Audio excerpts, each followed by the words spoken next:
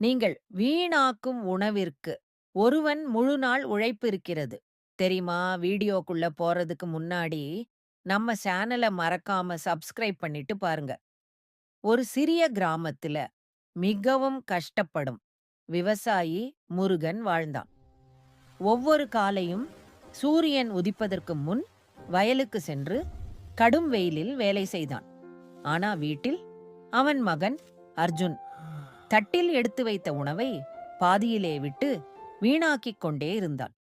ஒரு நாள் முருகன் மிகவும் வேதனையுடன் சொன்னான், அர்ஜுன், நீ வீணாக்கும் ஒவ்வொரு அரிசியிலும் அப்பாவின் ஒரு துளி வியர்வை இருக்குன்னு சொன்னான்.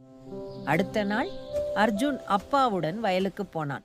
அவன் அப்பா வெயிலில் வியர்வை சொட்ட சொட்ட உழைப்பதை பார்த்தவுடன் அர்ஜுனின் மனசு உருகியது.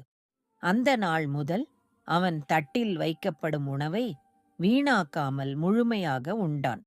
முருகன் அவனை பார்த்து சிரித்தான். சந்தோஷக் கண்ணீர். உணவை காக்கணும்.